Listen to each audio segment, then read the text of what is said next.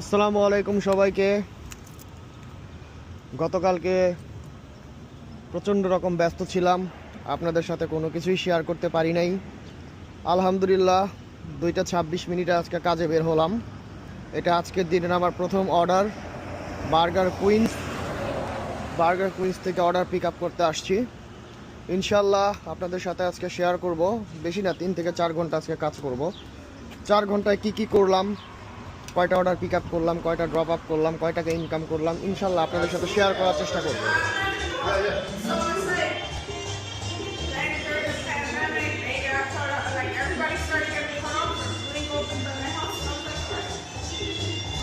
অধিকাংশ সময় এই রেস্টুরেন্টে খাবার রেডি থাকে না, দেখা যাক আজকেও তাই।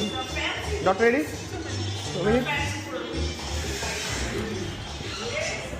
এই রেস্টুরেন্টটাতে অধিকাংশ সময় খাবার রেডি থাকে না। আজ পর্যন্ত যে কয়দিনই আসছি কোনো দিনই খাবার রেডি থাকে নাই। অধিকাংশ সময় নেয় 3 মিনিট, 5 মিনিট, 10 মিনিটও সময় নেয়।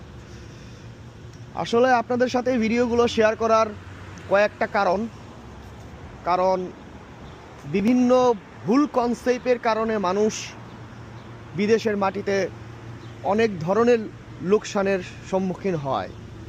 এই ফুড ডেলিভারি করতে যায় অনেকে বাইক কিনছে, বাইকের অনেক আরও অ্যাক্সেসরিজ কিনছে, ফুললি সে নিজেকে প্রিপেয়ার করছে যে ফুড ডেলিভারি করবে। বাট দেখা গেছে ডেলিভারিতে অনেকেই সারভাইভ করতে পারে নাই। কেন পারে নাই? কারণ স্ক্র্যাজুয়ালের জটিলতা থাকে, অনেক সময় স্ক্র্যাজুয়াল পাওয়া যায়, অর্ডার পাওয়া যায় না, বিভিন্ন ধরনের জটিলতা ফেস করতে হয়। সো এইসব জিনিস অনেকেই মেনটেন করতে পারে নাই। পরে দেখা গেছে যে প্রায় $1500, $2000 খরচ করে ফেলাইছে বাইক কিনা, এটা কিনা, ওইটা কিনা, পরে সেই বাইকটা $400-500 সেল করে দিতে হয়। তো এরকম অনেক হার্ড রিয়ালিটি এখানে ফেস করতে হয়। তাই আপনাদের দেখাইতে চাই যে আসলে এখানকার রিয়ালিটিগুলো কেমন।